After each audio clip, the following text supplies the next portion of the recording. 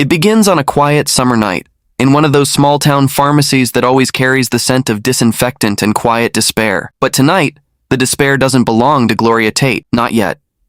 She's 58, a nurse who's seen more double shifts and broken systems than anyone should have to endure. All she wants is her blood pressure medication. That's it. No drama, no revolution, just one more week with a steady heartbeat. Like so many others dragging themselves through the heat and fatigue of survival, Gloria pulls into the lot, parking beneath the only flickering light.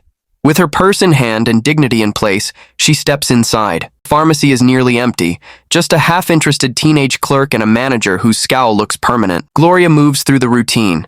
ID, insurance, prescription.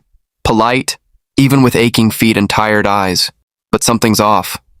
The clerk keeps glancing at the screen, then at her, then whispering to the manager. A shift in the air, like the silence before a storm. And then it comes. The manager approaches with that kind of condescending sweetness that masks something much colder underneath. "There's an issue with your prescription," she says, her smile thin and brittle. Gloria doesn't flinch. She's been through too much to be rattled by passive-aggressive politeness. "I've picked this up here for years," she says calmly, but the manager is already stepping back. Then comes the sentence that flips the world. "We've contacted the authorities." Not a conversation. Not a clarification. Just a verdict. Gloria doesn't yell. She doesn't plead. She stands still, letting the humiliation settle around her without cracking. Minutes drag. Then the door swings open. Two officers walk in, white, bored, and already sure they're the good guys. Coleman, tall and smirking like this is sport. Miller, younger, tagging along with wide eyes. The manager points. "That's her. Tried to fill a fraudulent prescription. No questions asked, just assumption and judgment." "Ma'am, I'm going to need you to step outside," Coleman says, pretending it's a request. Gloria holds up her paperwork. ID, insurance, valid prescription, but he barely glances. When she doesn't move fast enough, he grabs her wrist, cuffs her, and walks her out like a criminal. She lets it happen, standing tall, her silence louder than their authority. Phones record. People watch. And she says just one thing. "You're making the biggest mistake of your life." Her voice, like cold steel, cuts through the moment. The ride to the station is filled with the officers' jokes, calling her another fraud, another liar, as if she isn't even there. At the precinct, they book her like a criminal. Name, race, mugshot, fingerprints. That last box, black, feels like the only one they care about. She's thrown into a freezing cell lit by a buzzing overhead light, while Coleman leans in and asks, smirking, "Want to tell us the real story?" She meets his eyes without blinking. "The real story is you're going to regret tonight." He laughs, mocking. "You got a magic lawyer in your purse?" She doesn't answer. She doesn't have to. Because moments later, everything changes. The hallway outside erupts, phones ringing, voices raised, Coleman's confidence cracking. Someone from DC is on the line. Someone important. The door flies open, and in walks Walter Tate, her father. A former FBI legend, the kind of man entire agencies fear. He's flanked by federal agents. He doesn't raise his voice, doesn't issue threats. Just asks, steady and calm, "Why is a nurse with flawless credentials sitting in a holding cell?" The room freezes. The sergeant stammers. Coleman's face goes pale. The agents unlock the cell without a word. Coleman tries to object, but Walter cuts him down with a single stare. Unlock the cell. Gloria walks out, back straight, chin high. Her father follows. No one dares meet her eyes. Outside, the desk sergeant answers the phone with shaking hands. It's the DOJ.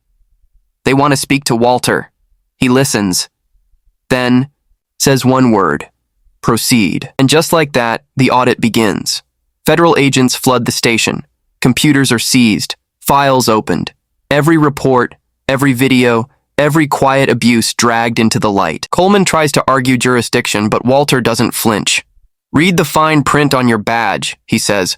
"Local authority doesn't override federal law." Reality hits.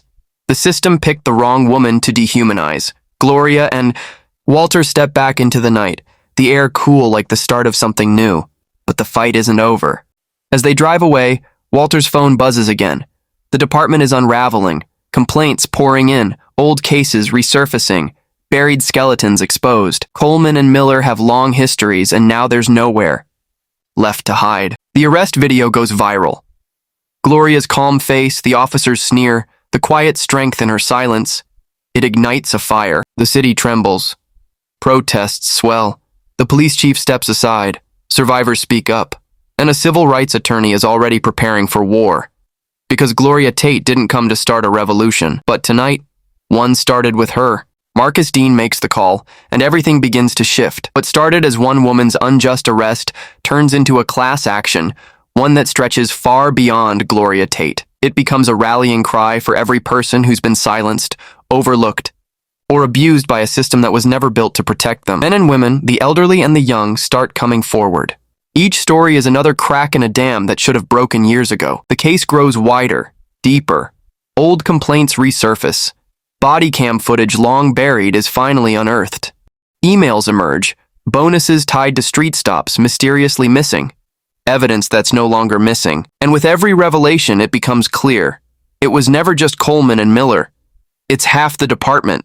It's the whole damn system, one that rewards force, buries the truth, and punishes those who dare to speak out. The Department of Justice moves swiftly, laying down charges, obstruction, falsifying reports, civil rights violations. The police chief resigns in disgrace. Coleman and Miller are not only fired, but indicted. Press conferences follow, apologies are offered like bandages too late for the wound.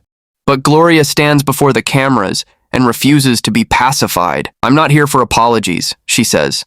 "I want real change. For everyone who didn't have someone like my father to call." Her words don't just echo, they ignite. In Savannah, and far beyond, other cities take note. Organizers reach out, lawyers dig in, whistleblowers come forward. What started with Gloria becomes a blueprint, a model for what accountability can look like when people decide enough is enough. Months pass, and the city begins to transform. Leadership changes, oversight tightens, bias training becomes mandatory. Community review boards gain power. It's not perfect, nothing ever is, but it's progress, and that matters. When the trial comes, the courtroom holds its breath. The jury returns a unanimous verdict. Guilty on every count. Coleman and Miller, once so sure of their authority, now stand small and wordless as the consequences arrive. Outside, spring blooms. The air feels different. Gloria takes a breath that feels like ownership. Marcus turns to her and says, "You did it." But Gloria, ever grounded, only smiles. "No," she says, "we did it." And the story could end there, but it doesn't, because Gloria doesn't stop. She becomes more than a survivor. She becomes a symbol. A reminder that silence isn't safety, that dignity can look like standing your ground with your hands cuffed behind you. Evenings find her on the porch with Walter, both of them knowing the fight will never truly be over. There will always be more nights like that one.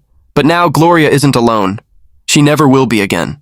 6 months later, Savannah has changed. Not just in policy, but in people. There's a flicker of belief again, a kind of hope that doesn't come easy, the earned kind. As the last of the cases wrap up, Gloria stands at the back of the courthouse. Sunlight washing over her face. Behind her, the sound of cheering, kids laughing, life continuing. She walks home, turns off her phone, and, for the first time in a very long time, lets herself simply be. Not a symbol, not a fighter, just Gloria. Still here, still standing, still free, because she says she is. And that's the kind of freedom no one can give or take away. So now, after all that, let me ask you, where do you draw the line? Between silence and standing up? Between accepting what's handed to you and demanding something better? Share your story, your truth, because justice doesn't begin and end with one person. It lives in all of us. It grows every time someone chooses not to look away. And maybe, just maybe, that's how the world begins to change. One brave stand at a time.